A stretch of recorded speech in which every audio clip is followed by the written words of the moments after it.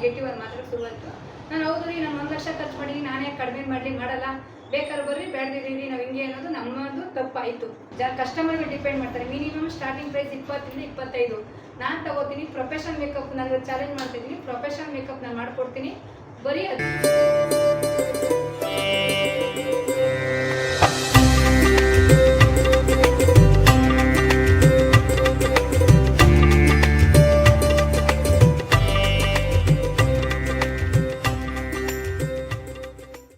Hi friends, ನಮಸ್ತೆ. ನಾನು ಲಲಿತಾ ಮಾತಾಡ್ತಾ ಇರೋದು. ಫ್ರೆಂಡ್ಸ್, ನಾನು ಇವತ್ತು ಮಾತಾಡ್ತಿರೋ ಟಾಪಿಕ್ ಬಂದು ಪಾರ್ಲರ್ ಬಗ್ಗೆ, ಅದರಲ್ಲೂ ನಮ್ಮ ಪಾರ್ಲರ್ ಬಗ್ಗೆ. ಟ್ರೈನಿಂಗ್ ಮಾಡಿರೋದು ಬಂದು 2005. ನಾನು ಪಾರ್ಲರ್ ಓಪನ್ ಮಾಡಿದ್ದು ಬಂದು 2006. ಈಗ 2006ಕ್ಕೂ ಮತ್ತು 2024ಕ್ಕೂ ಏನು ಡಿಫ್ರೆನ್ಸ್ ಅಂದರೆ, ನನಗೆ ಗೊತ್ತಿರೋ ಪ್ರಕಾರ 10 ವರ್ಷಕ್ಕೆ ಒಂದು ಜನ್ರೇಷನ್ ಚೇಂಜ್ ಆಗುತ್ತೆ. ಆದರೆ 2006ರಿಂದ 2010ವರೆಗೂ ಇದ್ದಿದ್ದು ನನ್ನ ಬಿಸ್ನೆಸ್ಸು, 2016ರಿಂದ 2024 ಬಿಸ್ನೆಸ್ನ ಸ್ವಲ್ಪ ನಿಮ್ಮ ಮುಂದೆ ನಾನು ಶೇರ್ ಮಾಡ್ಕೋಬೇಕು, ಹಂಚ್ಕೋಬೇಕು ಅನ್ನೋದಕ್ಕೋಸ್ಕರ ಬಂದಿದ್ದೀನಿ. ಯಾಕಂದರೆ ಇದ್ರಲ್ಲಿ ತುಂಬ ಏರಿಳಿತಗಳಿದೆ. ಜೀವನ ಅಂದರೆ ಏನು, ನಾವು ಮಾಡೋ ಕೆಲಸದ ಬಗ್ಗೆ, ನಮ್ಮಲ್ಲಿ ನಾವು ಏನೇನು ತಪ್ಪು ಮಾಡ್ತೀವಿ, ನಾವೆಲ್ಲೆಲ್ಲಿ ಯಾವ್ಯಾವ ಥರ ಮಿಸ್ ಮಾಡಿಕೊಂಡು ನಾವು ಜೀವನ ಮಾಡಬೇಕು ಅನ್ನೋದನ್ನ ಸ್ವಲ್ಪ ತಿಳಿಸ್ಬೇಕು ಅನ್ನೋದಕ್ಕೋಸ್ಕರ ಬಂದಿದ್ದೀನಿ. ಎಲ್ಲ ಕೇಳ್ತಿದ್ರಿ, ನಿಮ್ಮ ಪಾರ್ಲರ್ ಇದೆಯಾ, ನಿಮ್ಮ ಪಾರ್ಲರ್ ಬಗ್ಗೆ ಏನೂ ಹೇಳಿಲ್ಲ, ತೋರಿಸಿಲ್ಲ ಅಂತ. ಈಗ ನಾನು ಪಾರ್ಲರ್ ಜರ್ನಿ ಬಗ್ಗೆ ಸ್ವಲ್ಪ ಎಲ್ಲ ಹೇಳಿ, ನೆಕ್ಸ್ಟ್ ಕಂಟಿನ್ಯೂಸ್ ಆಗಿ ಒಂದೊಂದೇ ಸಬ್ಜೆಕ್ಟ್ ಬಗ್ಗೆ, ಹೇರ್ ಸ್ಟೈಲ್ಸ್ ಆಗಿರ್ಬೋದು, ಮೇಕಪ್ಸ್ ಇರ್ಬೋದು, ಸಲೂನಲ್ಲಿ ಫೇಶಿಯಲ್ಸು, ಕಟಿಂಗ್ಸು, ಹೇರ್ ಸ್ಪಾ, ಪ್ರತಿಯೊಂದು ಸಬ್ಜೆಕ್ಟು ನಾನು ಮಾಡ್ತೀನಿ. ಬಟ್ ನಾನು ಯೂಟ್ಯೂಬಲ್ಲಿ ಯಾವುದು ಅಪ್ಲೋಡ್ ಮಾಡ್ತಾ ಇರಲಿಲ್ಲ. ಇನ್ನು ಮುಂದೆ ಅದು ಅಪ್ಲೋಡ್ ಮಾಡೋಕ್ಕೋಸ್ಕರ ನನ್ನ ಜರ್ನಿ ಬಗ್ಗೆ ಸ್ವಲ್ಪ ನಾನು ನಿಮ್ಗೆ ತಿಳಿಸ್ಬಿಟ್ಟು ಸ್ಟಾರ್ಟ್ ಮಾಡೋಣ ಅಂದ್ಕೊಂಡು ಬಂದಿದ್ದೀನಿ. ಇವತ್ತು ಹಂಗೂ ಒಂದು ಹೇರ್ ಸ್ಟೈಲ್ ಇದೆ, ಅವ್ರನ್ನ ಕ್ರಿಂಪ್ ಮಾಡಿ ಅಂತ ಬಿಟ್ಬಿಟ್ಟು 2006ರಲ್ಲಿ ನನ್ನ ಪಾರ್ಲರ್ ಓಪನ್ ಆಯಿತು. ಅವತ್ತು ನಿಜ ಹೇಳಬೇಕು ಅಂದರೆ ಜನ್ರೇಷನ್ ಯಾವ ಥರ ಇತ್ತು ಅಂದರೆ, ಲೆಕ್ಕ ಹಾಕ್ಕೊಳ್ಳಿ, 18 ವರ್ಷ, 18ರಿಂದ 20 ವರ್ಷ ನಡೀತದೆ. ತುಂಬ ಕ್ರಿಟಿಕಲ್ ಆಗಿರೋ ಪರಿಸ್ಥಿತಿಲಿ ನಾನಿದ್ದೆ. ಹೆಂಗೆ ಅಂತ ಅಂದರೆ, ನಾವು 5 ರೂಪಾಯಿಗೆ ಆಟೋಗೆ ಹೋಗೋ ಪರಿಸ್ಥಿತಿ ಇರಲಿಲ್ಲ. ಇವತ್ತು ನೋಡಿ ಕಾರಲ್ಲಿ ಓಡಾಡ್ತೀನಿ ಅಂದರೆ ಹೆಂಗೆ ಏರಿಳಿತಗಳು ಅನ್ನೋದನ್ನ ನಾವು ತಿಳಿಸ್ಬೇಕು. ಅಂಥ ಟೈಮಲ್ಲಿ ನಾನು ಪಾರ್ಲರ್ ಏನು ಸೆಲೆಕ್ಷನ್ ಮಾಡಿಕೊಂಡೆ ಅಂದರೆ, ನಮ್ಮದು ಸ್ವಲ್ಪ ಪ್ರಾಬ್ಲಮ್ ಆಗಿತ್ತು, ಫ್ಯಾಮಿಲಿ ಪ್ರಾಬ್ಲಮ್ ಆಗಿತ್ತು. ನಾನು ಅವಾಗ ಸೆಲೆಕ್ಷನ್ ಮಾಡ್ಕೊಂಡಿದ್ದು, ನಮ್ಮನೇಲೂ ಸಹ ಹೇಳಿದ್ರು ಗಾರ್ಮೆಂಟ್ಸ್ಗೆ ಹೋಗು, ಅದು ಮಾಡು, ಇದು ಮಾಡು ಅಂತ. ಬಟ್ ನಾನು ಯಾವುದೂ ಮಾಡಲಿಲ್ಲ. ಯಾಕೆ ಮಾಡಲಿಲ್ಲ ಅಂದರೆ, ನಾನು ಎಲ್ಲಿ ಹೋದರೂ ಒಬ್ಬರ ಹತ್ರ ಕೈ ಚಾಚಬೇಕು, ಅವ್ರ ಹತ್ರ ನಾನು ಸಂಬಳ ಇಸ್ಕೋಬೇಕು. ಇವತ್ತು ಇರ್ಬೋದಿತ್ತು, ಇವತ್ತು ನನಗೆ ವಂಡರ್ದಲ್ಲಿ ಕೆಲಸ ಆಗಿತ್ತು, 1.5 ಲಕ್ಷ ಸ್ಯಾಲ್ರಿ ಬರೋದು. ಬಟ್ ಅದನ್ನು ಅವತ್ತಿನ ಕಾಲದಲ್ಲೇ ರಿಜೆಕ್ಟ್ ಮಾಡಿದೆ. ಬೇಡ, ನನಗೆ ಯಾರ ಕೈ ಕೆಳಗಡೆನೂ ಕೈ ನೀಡಬಾರ್ದು, ನಾನೇ ಮಾಡಬೇಕು ಅನ್ನೋದಕ್ಕೆ ಸೆಲೆಕ್ಷನ್ ಮಾಡಿದಾಗ ಪಾರ್ಲರ್ನ ಆಯ್ಕೆ ಮಾಡಿಕೊಂಡೆ. ಪಾರ್ಲರ್ನ ಆಯ್ಕೆ ಮಾಡ್ಕೊಂಡಾಗ ಅವತ್ತಿನ ಪರಿಸ್ಥಿತಿಯಲ್ಲಿ ಹೆಂಗಿತ್ತು ಅಂದರೆ, ಬ್ಯೂಟಿ ಪಾರ್ಲರ್ಗೆ ಹೋಯ್ತಾವ್ರೆ ಅಂದರೆ, ನಾವು ಹಳ್ಳಿಯಿಂದ ಬಂದಿರೋರು, ಬ್ಯೂಟಿ ಪಾರ್ಲರ್ಗೆ ಹೋಯ್ತಾವ್ರೆ ಅಂದರೆ ನಮ್ಮ ಹಳ್ಳಿ ಸೈಡಲ್ಲಿ ಥರ ಬೇರೆ ಬೇರೆ ಭಾಷೆಗೆ ಮಾತಾಡೋರು. ಕೆರೆಗೆ ಹೋಯ್ತಾಳೆ, ಬೋಳ್ಸಕ್ಕೆ ಹೋಯ್ತಾ, ಹಂಗೆ ಹಿಂಗೆ ಅಂತ. ನಾನು ಬರ್ತಿದ್ರೇ ಥರ ಕೆಟ್ಟಾಗಿ ಮಾತಾಡೋರು. ಆದರೂ ಅದನ್ನು ಸಹಿಸ್ಕೊಂಡು ಬಂದು ಟ್ರೈನಿಂಗ್ ಮಾಡಿ, ಟ್ರೈನಿಂಗ್ ಮುಗಿಯೋಕ್ಕೆ ದೇವ್ರ ಥರ ನಮ್ಮ ಮೇಡಮ್ ಅವರು, ನಮ್ಮ ರತ್ನಶ್ರೀ ಮೇಡಮ್ ಅಂದ್ಬಿಟ್ಟು, ನನ್ನ ಮಗ ಅವತ್ತು UKG. ನನ್ನ ಟ್ರೈನಿಂಗ್ಗೆ ಕಾಲಿಡಾಗಿ ಬಂದಾಗ ನನ್ನ ಮಗು ಕರ್ಕೊಡ್ಬೇಕಾಯ್ತು 3 ವರ್ಷ. ಅವತ್ತು 250 ರೂಪಾಯಿಗೆ ನನಗೆ ಫೀಸ್ ಕೊಡೋಕ್ಕಾಗಲಿಲ್ಲ. ನಾನು 250 ರೂಪಾಯಿಗೆ UKGಗೆ ಸೇರಿಸ್ಬಿಟ್ಟು ನನ್ನ ಮೇಡಮ್ ಹತ್ರ ಹೋಗಿ ಟ್ರೈನಿಂಗ್ ಮಾಡಿದೆ. ಟ್ರೈನಿಂಗ್ ಮಾಡೋಕ್ಕೆ ನನಗೊಂದು ಚಾಲೆಂಜ್ ಇತ್ತಲ್ಲ, ಆಟ ಇತ್ತಲ್ಲ. ಸುಮಾರು 2 ತಿಂಗಳಲ್ಲಿ ನಾನು ಅವ್ರು ಹೇಳ್ಕೊಡೋದು ಬೇಗ ಕಾಪಿ ಮಾಡಿದೆ. ನನಗೆ 6 ತಿಂಗಳವರೆಗೂ ಏನು ಟ್ರೈನಿಂಗ್ ತಗೊಳ್ಳಿಲ್ಲ, 3 ತಿಂಗಳಲ್ಲೇ ನಾನು ಪಿಕಪ್ ಮಾಡಿಸೋದು. ಅವ್ರು ಹೇಳ್ಕೊಡೋದು ನಾನು ಬೇಗ ಕಲಿತು, ಒಂದು 4-5 ತಿಂಗಳಿಗೆ ನೀನು ಬರೀ ಹಿಂಗೆ ಕುತ್ಕೊಳ್ಳೋದೇ ಬೇಡ, ಅಂಗಡಿ ಓಪನ್ ಮಾಡಮ್ಮ ಅಂತಂದರು. ಇಲ್ಲ ಆಂಟಿ, ನಮ್ಮ ಕೈಲಿ ಮಾಡೋಕ್ಕಾಗಲ್ಲ, ನಮ್ಗೆ ದುಡ್ಡಿಲ್ಲ ಅಂದಾಗ, ಇಲ್ಲ ನೀನು ಬಿಡ್ದಿಲ್ಲ, ಇರೋದು 2 ಪಾರ್ಲರು, ನಂದೊಂದು ಪಾರ್ಲರು, ನನಗೇನು ನಂಗೆ ಲಾಸ್ ಆಗಲ್ಲ, ನೀನು ದುಡಿಬೇಕು. ಈ ಕಡೆ ಒಂದು ಜಾಗ ತೋರಿಸಿದ್ರು, ಇಂಥ ಜಾಗದಲ್ಲಿ ಹೋಗಿ ನೀನು ಪಾರ್ಲರ್ ಮಾಡು ಅಂದರು. ಅಯ್ಯೋ ಆಂಟಿ ಆಗಲ್ಲ, ಬಾಡಿಗೆ ಬೇರೆ 3,000 ಕೇಳ್ತಾರೆ, 25,000 ಖರ್ಚಾಗುತ್ತೆ, ನನ್ನ ಹತ್ರ ಅಮೌಂಟ್ ಇಲ್ಲ ಅಂದಾಗ, ನಿಜ ಹೇಳಬೇಕು ಅಂದರೆ ನಮ್ಮ ಚಿಕ್ಕಮ್ಮ ಅನ್ನೋರು ಒಬ್ಬರು ಸಪೋರ್ಟ್ ಮಾಡಿದ್ರು. ಆವತ್ತಿನ ಕಾಲದಲ್ಲಿ 25,000 ರೂಪಾಯಿ ನಾವು ಒಂದು ಒಡವೆ ಅಡ ಇಟ್ಬಿಟ್ಟು ಒಂದು ಚಿಕ್ಕದಾಗ ಅಂಗಡಿ ಓಪನ್ ಮಾಡಿದ್ವಿ. 3,000 ಬಾಡಿಗೆ. ನಿಜ ಹೇಳಬೇಕು ಅಂದರೆ ಫ್ರೆಂಡ್ಸ್, ಅವತ್ತು ಓಪನ್ ಮಾಡಿದ್ದು ಜಾಗ ಬಂದು ಚೆನ್ನಾಗೇ ಮಾಡಿದ್ವಿ, ಎಲ್ಲ ಚೆನ್ನಾಗಿತ್ತು, ಎಲ್ಲ ಐಟಮ್ಸ್ ಹಾಕಿದ್ವಿ. ಅವತ್ತು ಬಿಡದಿಲ್ಲಿ ಯಾವ ಪಾರ್ಲರ್ ಇರಲಿಲ್ಲ, 2 ಪಾರ್ಲರ್ ಇದ್ದಿದ್ದು. ಒಂದು ಶಿವಾನಿ ಪಾರ್ಲರ್ ಇತ್ತು, ಒಂದು ನ್ಯಾಚುರಲ್ ಟಚ್ ರತ್ನಶ್ರೀ ಮೇಡಮ್ ಅಂತ 2 ಇತ್ತು, 3ನೇದು ನನ್ನ ಪಾರ್ಲರು. ಅಂಗಡಿ ಓಪನ್ ಆದಮೇಲೆ ಅವತ್ತಿನ ಕಾಲಕ್ಕೆ 3,000 ಬಾಡಿಗೆ, 25,000 ಟೋಟಲ್ ಖರ್ಚು. ನಾನು ಅಂಗಡಿ ಓಪನ್ ಮಾಡೋಕ್ಕೆ 25,000 ಆಯಿತು. ನಿಜ ಹೇಳಬೇಕು ಅಂದರೆ ಅವತ್ತಿನ 25,000 ಬಂದು ಇವತ್ತು 5 ಲಕ್ಷ 10 ಲಕ್ಷ ಇರುತ್ತೆ ಅನ್ಕೋತೀನಿ. ಆಯಿತು, ಎಲ್ಲ ಗ್ರ್ಯಾಂಡಾಗಿ ಓಪನ್ ಆಯಿತು, ಚೆನ್ನಾಗಾಯಿತು. ಬಟ್ ಆದರೆ ಬಿಸ್ನೆಸ್ ಮಾತ್ರ ಅಷ್ಟೇ ಚೆನ್ನಾಗಿ ಗೊತ್ತು ಫ್ರೆಂಡ್ಸ್. ಹೇಳಬೇಕು ಅಂದರೆ ನಾನು ಸುಮಾರು ಮದುವೆ 1 ತಿಂಗಳಿಗೆ ಏನಿಲ್ಲ ಅಂದ್ರೂ ವರ್ಷನೂ 8ರಿಂದ 10 ಮದುವೆ ಮಾಡ್ತಾಯಿದ್ದೋ. ಒಳ್ಳೆ ಮದುವೆಗಳು. ನನ್ನ ಪಾರ್ಲರ್ ಕೆಲಸ ತುಂಬ ಚೆನ್ನಾಗಾಯಿತು.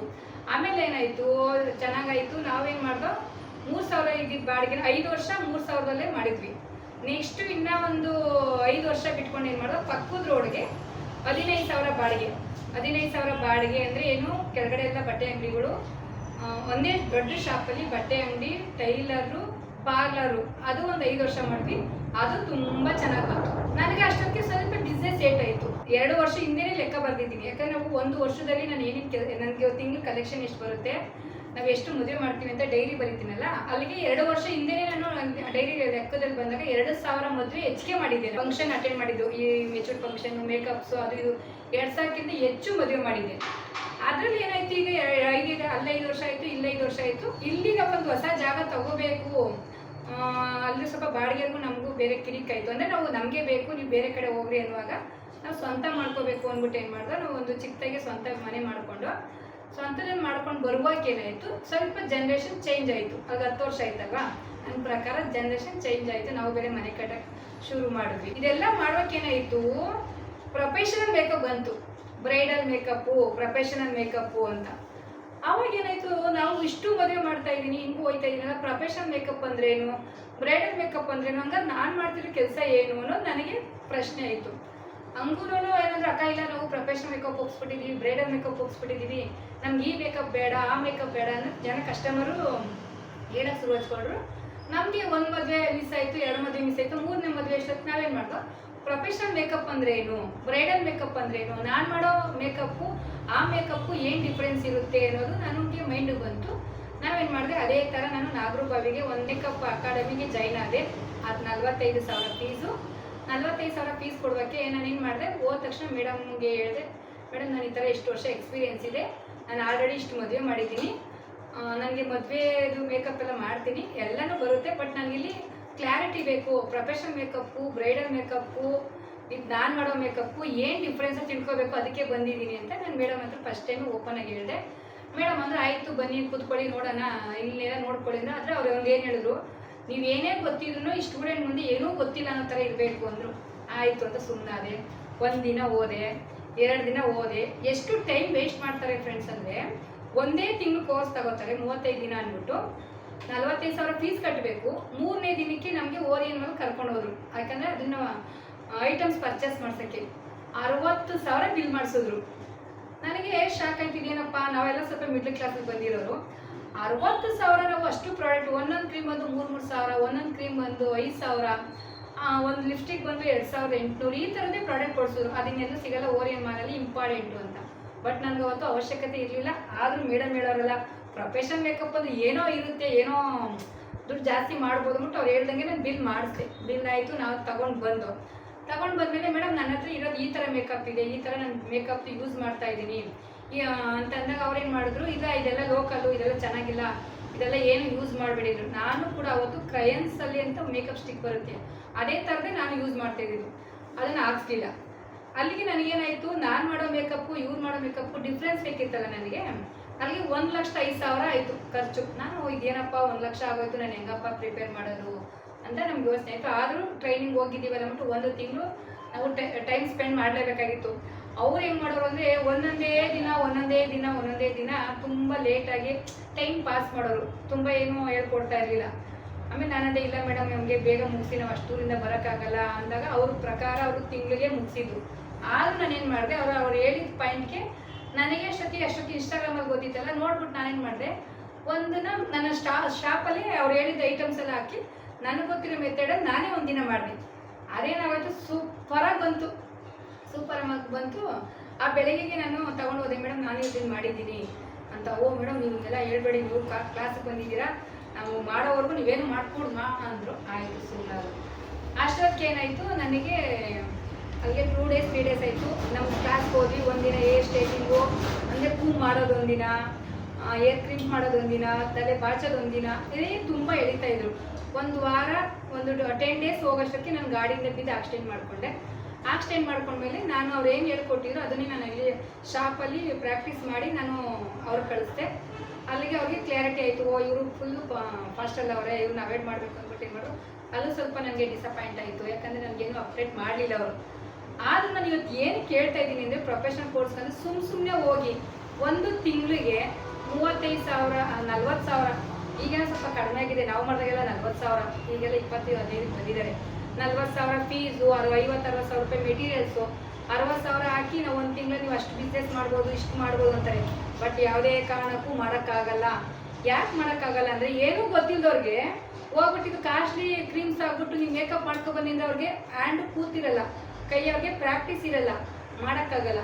ಹಂಗೂ ನಾನು ಒಂದೇನು ಹೇಳ್ತೀನಿ ಫ್ರೆಂಡ್ಸ್ ಅಂದರೆ, ನಂದು ಪಾರ್ಲರಲ್ಲಿ ಏನಾಯಿತು, ನಾನಿನ್ನೂ ಪ್ರೊಫೆಷನಲ್ ಕೋರ್ಸ್ ಮಾಡಿರಲಿಲ್ಲ. ನಮ್ಮೊಬ್ಬರನ್ನ ಪ್ರೊಫೆಷನಲ್ ಕೋರ್ಸ್ ಅವ್ರನ್ನೊಬ್ಬರನ್ನ ಒಂದು ಯಾವುದೋ ಬುಕ್ ಮಾಡಿಕೊಂಡೆ. ಯಾರೋ ಒಬ್ರು ಲ್ಯಾಕ್ಟಿನ್ ಮಾಡಿದ್ದೀವಿ ಅಂತ ಸ್ವಲ್ಪ ಪರಿಚಯ ಆಗಿತ್ತು, ಅವ್ರನ್ನ ಕಳಿಸ್ದೆ.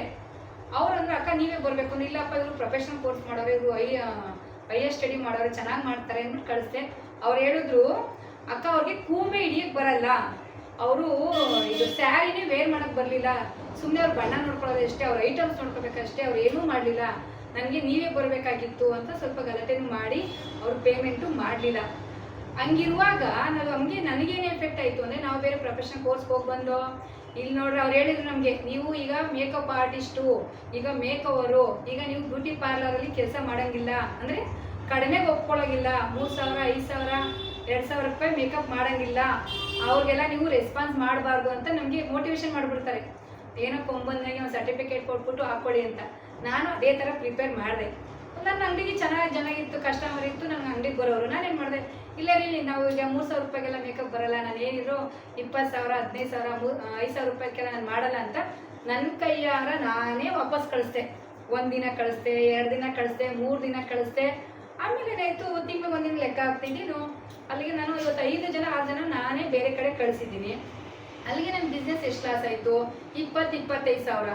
ನನ್ನ ಕಮಿಟ್ಮೆಂಟ್ ಏನಾಯಿತು, ಮತ್ತು ಯಾವುದು ಹೊಸದು ಬರಲೇ ಇಲ್ವಲ್ಲ, ಮೇಡಮ್ ಏನು ಹಿಂಗೆ ಹೇಳ್ಬಿಟ್ರಲ್ಲ, ಅಥವಾ ನಾನು ಯಾಕೆ ಹಿಂಗೆ ಮಾಡಿಕೊಂಡೆ ಅಂತ ಅದೇ ಥರ ಮಾಡಿ 1 ವರ್ಷ ವೆಯ್ಟ್ ಮಾಡಿಸ್ದೆ. ಅಲ್ಲಿಗೆ 1 ವರ್ಷ ವೆಯ್ಟ್ ಮಾಡೋದಕ್ಕೇನಾಯಿತು, ಕಸ್ಟಮರ್ ಎಲ್ಲ ಬೇರೆ ಕಡೆ ಡಿವೈಡ್ ಆಯಿತು. ಯಾಕೆ ಡಿವೈಡ್ ಆಯಿತು, ಲಲಿತವರು ಯಾವುದೋ ಬೇರೆ ಟ್ರೈನಿಂಗ್ ಮಾಡ್ಕೊಂಡ್ಬಿಟ್ಟವ್ರೆ, ಅವ್ರು ಇದನ್ನು ಮಾಡೋದು ಚಿಕ್ಕದು ಮಾಡಲ್ವಂತೆ, ಅವ್ರಿಗೆ ದೊಡ್ಡದು ಮಾಡ್ತಾರಂತೆ. ನಮ್ಮ ಭಾಷೆಲಿ ಹೇಳ್ತಾ ಇರೋದು, ಜನ ಹೆಂಗೆ ಅಂಗಡಿಗೆ ಬರೋದು ಹೆಂಗೆ ಹೇಳ್ತಾರೆ ಅಂತ, ಯಾಕೆ ನಾವಿರೋ ರೂರಲ್ ಏರಿಯಾ. ಹಂಗೆ 1 ವರ್ಷದಲ್ಲಿ ಅದೇ ಥರ ಬಿಸ್ನೆಸ್ ಫುಲ್ಲು ಹಾಳಾಯಿತು. ನನಗೆ ತಲೆ ಕೆಟ್ಟೋಯ್ತು, ನಮ್ಮದು ಕಮಿಟ್ಮೆಂಟ್ ಜಾಸ್ತಿ ಮಾಡ್ಕೊಬಿಟ್ಟಿದ್ದೀವಿ. ಯಾಕಂದ್ರೆ ನಮ್ಗೆ ಚೆನ್ನಾಗಿತ್ತಲ್ಲ ಬಿಸ್ನೆಸ್ಸು, ಅದರಿಂದ ನಾವು ಒಂದೊಂದಕ್ಕಾಗಿದ್ದೀವಲ್ಲ, ಆಟೋಮೆಟಿಕಲಿ ಬಿಸ್ನೆಸ್ಸು ಹೋಯ್ತು. ನಮ್ಮ ಬಿಲ್ಡಿಂಗಲ್ಲಿ ನಾನು ಅವತ್ತಿನ ಕಾಲಕ್ಕೆ 6-7 ಲಕ್ಷ ಖರ್ಚು ಮಾಡಿ ಪೂರ್ತಿ ನನ್ನ ಐಡಿಯಾ ಪ್ರಕಾರನೇ ಪಾರ್ಲರು ಸಲೂನ್ ಮಾಡ್ಕೊಂಡಿದ್ದೆ. ಜನ ಬರೋದೇ ನಿಂತೋಯ್ತು. ಯಾಕೆ ನಿಂತೋಯ್ತು, ಲಲಿತವರು ಮೇಕಪ್ ಮಾಡಲ್ಲ, ಈ ಮೇಕಪ್ ಬರಲ್ಲ, ಆ ಮೇಕಪ್ ಬರಲ್ಲ, ಆ ಥರ ಮೇಕಪ್ಗೆ ನಾವು ಅಷ್ಟು ಅಮೌಂಟ್ ಕೊಡೋಕ್ಕಾಗಲ್ಲ, 20,000 15,000 ಕೊಡೋಕ್ಕಾಗಲ್ಲ, ನಾವೇನಿದ್ರು 3,000 5,000 ಕೊಡ್ತೀವಿ, ಇವ್ರು 5,000 ಮಾಡಲ್ಲ ಅನ್ನೋದು ಜನಕ್ಕೆ ಕನ್ಫ್ಯೂಸ್ ಆಯಿತು. ನಾವು ಕೂಡ ಪ್ರೊಫೆಷನಲ್ ಮೇಕಪ್ ಅಂದರೆ ನಾವು 3,000 5,000 ಮಾಡಲ್ಲ ಅನ್ನೋದು ನಮ್ಮದು ಇತ್ತು. ಅಲ್ಲೇನಾಯಿತು, ಬಿಸ್ನೆಸ್ ಹಾಳು ಮಾಡಿಕೊಂಡು 1 ವರ್ಷ ಬಿಸ್ನೆಸ್ ಹೋಯ್ತು. ಇನ್ನು ಪಾರ್ಲರ್ ಬಂದರೆ ನೀನು ಪಾರ್ಲರ್ ಮಾಡೋದಂತೆ, ನೀನೆಲ್ಲ ದೊಡ್ಡದು ನೋಡ್ತಿದ್ದೆ, ಚಿಕ್ಕದು ಮಾಡೋದಂತೆ ಅಂತ ಜನನೂ ನೆಗೆಟಿವ್ ಆಗಿ ಮಾತಾಡೋಕ್ಕೆ ಶುರುವಾಯಿತು. ನಾನು ಹೌದು ರೀ, ನಾನು 1 ಲಕ್ಷ ಖರ್ಚು ಮಾಡಿ ನಾನೇ ಕಡಿಮೆ ಮಾಡಲಿ ಮಾಡಲ್ಲ, ಬೇಕಾದ್ರೆ ಬರ್ರಿ ಬೇಡದಿರಿ ನಾವು ಹಿಂಗೆ ಅನ್ನೋದು ನಮ್ಮದು ತಪ್ಪಾಯಿತು. ಹಂಗಾಗಿ 2 ವರ್ಷ ಜಂಪ್ ಆಯಿತು.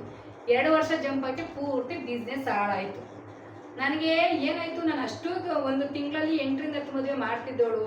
ನನ್ನ ಅಂಗಡಿಗೆ ನಿಜ ಹೇಳ್ಬೇಕಾದ್ರೆ 10,000 ಗಲ ತೆಗಿತಿದ್ದೆ ನಾನು. ಪಾರ್ಲರ್ ಐಬ್ರೋಸು, ಕಟಿಂಗ್ಸು, ಫೇಶಿಯಲ್ಸು, ಪೆಡಿಕ್ಯೂರ್ ಅಷ್ಟು ಮಾಡ್ತಿದ್ದೋ. 3 ಜನ ವರ್ಕರ್ಸ್ ಇರೋರು. ಒಂದೇ ಸರಿ 4 ಕಡೆ ನಾನು ಮದುವೆಗೆ ಒಪ್ಕೋತಾ ಇದ್ದೆ. ಇವ್ರಿಬ್ಬರು ಈ ಕಡೆ ಕಳಿಸೋದು, ಇವರಿಬ್ಬರು ಈ ಕಡೆ, ಇವರಿಬ್ಬರು ಈ ಕಡೆ. ನನ್ನ ಇದರಲ್ಲೇ 1 ತಿಂಗಳಿಗೆ 1,20,000 ನಾನು ಕಲೆಕ್ಷನ್ ತೆಗಿತಾ ಇದ್ದೋ. ಹಂಗಿದ್ದ ಬಿಸ್ನೆಸ್ಸು ಇವತ್ತು ಐಫೈಲ್ ಅಂತ ಹೋಗಿ 1 ರೂಪಾಯಿ ಬಿಸ್ನೆಸ್ಗಳಿಲ್ಲ, ಅಷ್ಟು ಡಲ್ ಆಗೋಯ್ತು. ಆಮೇಲೆ ಇನ್ನೂ ಒಂದು ಪ್ಲ್ಯಾನ್ ಮಾಡ್ದೋ, ಆಯ್ತಲ್ಲ 2 ವರ್ಷ ಹಿಂಗಾಯ್ತಲ್ಲ, ಯಾರೋ ಒಬ್ರು ಯೂಟ್ಯೂಬರ್ ಹಿಡ್ಕೊಂಡು, ಅಕ್ಕ ನಮ್ಮದು ಈಗ ಒಳ್ಳೆ ಯೂಟ್ಯೂಬರಲ್ಲಿ ನಾವು ಹಿಂಗೆಲ್ಲ ಮಾಡಿಬಿಟ್ಟು, ಯಾಕಂದ್ರೆ ಜನ್ರೇಷನ್ ಚೇಂಜ್ ಆಗಿತ್ತಲ್ಲ, ನಾವು ಅನೌನ್ಸ್ಮೆಂಟ್ ಮಾಡಿಬಿಟ್ರೆ ಹಂಗೆ ಮಾಡೋಣ ಹಿಂಗೆ ಮಾಡೋಣ ಅಂದ್ಬಿಟ್ಟು ಒಬ್ಬರು ಫ್ರೆಂಡ್ ಕಡೆಯಿಂದ ಒಂದು ಯೂಟ್ಯೂಬ್ ಲಿಂಕು ಕೊಟ್ಟು, ಅವ್ರ ಪಾಪ ನಾನು ಇಷ್ಟು ವರ್ಷ ಹೆಸರು ಮಾಡಿದ್ದಿದ್ದು ಪಾರ್ಲರ್ನ ಒಂದು ಹೆಸರು ಚೇಂಜ್ ಮಾಡಿ ಅವ್ರ ಹ್ಯಾಂಡ್ ಓವರ್ ಕೊಟ್ಟೆ. ಅದು ಕೂಡ ಏನಾಯಿತು ಅಂದರೆ, ಲಲಿತಾ ಪಾರ್ಲರ್ ಮಾರೇ ಬಿಟ್ಲು, ಲಲಿತಾ ಪಾರ್ಲರ್ ನಡೆಸ್ತಾ ಇಲ್ಲ, ಲಲಿತಾ ಯಾರಿಗೋ ಪಾರ್ಲರ್ ಬಿಟ್ಬಿಟ್ಟವ್ರೆ, ಯಾರೋ ಬೇರೆ ಮಾಡ್ತಾವ್ರೆ ಅಂತ ಅಲ್ಲೂ ನನ್ನ ಹೆಸರು ಹೋಯ್ತು, ಅಲ್ಲೂ ಇದಾಯಿತು. ಆದರೆ ಅಲ್ಲಾಗಿದ್ದೇನು, ಆ್ಯಂಡ್ ನಾವು ವರ್ಕರ್ಸ್ ಇಟ್ಕೊಂಡು ಇವ್ರು ಹೇಳಿದ್ರಲ್ಲ, ನಾವೇನೋ ಹಂಗೆ ಮಾಡ್ಬಿಡ್ತೀವಿ ಹಿಂಗೆ ಮಾಡ್ಬಿಡ್ತೀವಿ, ಜನ ಕರ್ಸ್ಬಿಡ್ತೀವಿ, ನನ್ನ ಹೆಸರು ಹೇಳಿದ್ರೆ ಬರ್ತಾರೆ ಅಂತ, ಅದೂ ಬರಲಿಲ್ಲ, ಅದು ಹೋಯ್ತು. ಅದು ನನ್ನ ಹೆಸರು ಕೂಡ ಹೋಯ್ತು, ಮತ್ತು ಪಾರ್ಲರ್ ಮಾರೇ ಬಿಟ್ಟವ್ರಿಂದ ನೇಮ್ ಆಯಿತು, ಅಲ್ಲೂ ಕಸ್ಟಮರು ಬಿಸ್ನೆಸ್ ಫುಲ್ಲು ಹೋಯ್ತು. ಆಮೇಲೆ ಏನಾಯಿತು, ನಮ್ಮದು ಮಾಮೂಲಿ ಗಾರ್ಮೆಂಟ್ಸ್ ಇತ್ತು, ನನ್ನ ಬಟ್ಟೆ ಅಂಗಡಿ ಇತ್ತು, ಟೈಲರಿಂಗ್ ಇತ್ತು, ನಡೀತಾ ಇತ್ತು, ಚೆನ್ನಾಗಿತ್ತು. ಆಮೇಲೆ ಏನು ಕಾರ್ಡ್ಗಳ ಬಗ್ಗೆ ನನ್ನ ಬಿಸ್ನೆಸ್ ಚೇಂಜ್ ಆಯಿತು. ನಾನು ಆನ್ಲೈನ್ ಹೋದೆ, ಪಾರ್ಲರ್ ಒಂದು 2-3 ವರ್ಷ ಸ್ಟ್ರಕ್ ಆಯಿತು. ಈಗ ಏನಕ್ಕೆ ಈ ವಿಡಿಯೋ ಮಾಡ್ತಾ ಇದ್ದೀನಿ ಅಂದರೆ, ಈಗ ಏನು ಹೇಳ್ತಾರೆ, ಲಲಿತಾ ನೀನು ಇವೆಲ್ಲ ಮಾಡ್ತಿದ್ಯಾ, ಆದರೂ ಪಾರ್ಲರ್ನ ನಿನ್ನ ಕೈ ಹಾಕ್ಬಿಟ್ಟೆ, ನಿನ್ನ ಕೈ ಕೆಲಸ ಅಷ್ಟು ಚೆನ್ನಾಗೈತೆ, ನಾವೆಲ್ಲ ನಿಮಗೆ ಎಷ್ಟು ಇದು ಮಾಡಿದ್ವಿ, ನೀವೆಲ್ಲ ನಿಮ್ಗೆ ಎಷ್ಟು ಮದುವೆ ಮಾಡಿಕೊಟ್ಟಿದ್ದೀರಾ, ನಿನ್ನ ಏನೇ ಮಾಡಿವತ್ತು ನಿಮ್ಮ ಪಾರ್ಲರ್ ಬಿಡಬಾರ್ದಾಯ್ತು ಅಂತ ಒಬ್ಬರು ಫ್ರೆಂಡು ಮೊನ್ನೆ ಒಂದು ಮಾತು ಹೇಳಿದ್ರು. ಅವಾಗ ನನಗನ್ನಿಸ್ತು, ನಾನು ಇವತ್ತು ಯಾವುದೇ ಮಟ್ಟಕ್ಕೆ ಹೋಗಿರಲಿ, ನನಗೆ ನನ್ನ ಪಾರ್ಲರ್ ಫೀಲ್ಡು ಇವತ್ತು ವರ್ಕರ್ ಸಿಗ್ತಾರೆ, ಇವತ್ತು ನಾನೇ ಮಾಡ್ತೀನೋ ವರ್ಕರ್ ಮಾಡಿಸ್ತಾರೆ, ಆದರೂ ನನ್ನ ಅಂಗಡಿ ಲಲಿತಾ ಮಾಡ್ತಾವ್ರೆ ಅನ್ನೋದು ನನ್ನ ಜನಕ್ಕೆ ಮನವರಿಕೆ ಮಾಡಿಸ್ಬೇಕು. ಅವಾಗ ಒಂದು ಕಡೆ ಬೇರೆ ಹೌದಲ್ವ, ನಾನು ಎಂತೆಂಥ ಟೈಮಲ್ಲಿ ಎಂತೆಂಥ ಪರಿಸ್ಥಿತಿಯಲ್ಲಿ ನಾನು ಪಾಸ್ ಮಾಡ್ಕೊಬಂದೆ. ಇವತ್ತು ನಾನು ಇದ್ಯಾವುದು 2 ಕೆಲಸ ಮಾಡೋಕ್ಕೆ ನಂದು ಕೈಯಾಗ ನಾನೇ ಬಿಸ್ನೆಸ್ ಕಳ್ಕೊಂಡಿದ್ದೀನಲ್ಲ ಅಂದ್ಬಿಟ್ಟು ಈಗ ಮತ್ತೆ ನಾನು ಪಾರ್ಲರ್ ಶುರು ಮಾಡ್ಬೇಕಂದ್ರೆ ನಡೀತಾ ಇದೆ, ಪಾರ್ಲರ್ ಓಪನ್ ಇದೆ, ಕೆಲಸ ಮಾಡ್ತಾವ್ರೆ, ವರ್ಕರ್ಸ್ ಅವ್ರೆ, ಕಸ್ಟಮರು ಬರ್ತಾರೆ, ಆದರೆ ಅಷ್ಟು ಮೂವಿಂಗ್ ಇಲ್ಲ.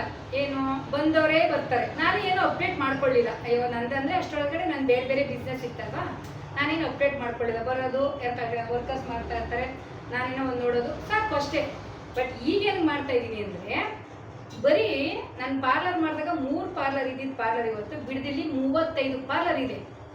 35 ಪಾರ್ಲರ್ ಅದು ಹೆಂಗೆ ಅವ್ರು ಜೀವನ ಮಾಡ್ತಾರೋ ಅದು ನನಗಂತೂ ಗೊತ್ತಿಲ್ಲ. ಬಟ್ ಆದರೆ ದೇವರು ನನಗೇನು ಕೊಡಬೇಕು ಅದು ಕೊಡ್ತಾವನೆ. ನಂದು ಇವತ್ತು ನಾರ್ಮಲಾಗಿ ನಡೀತಾನೆ ಇದೆ.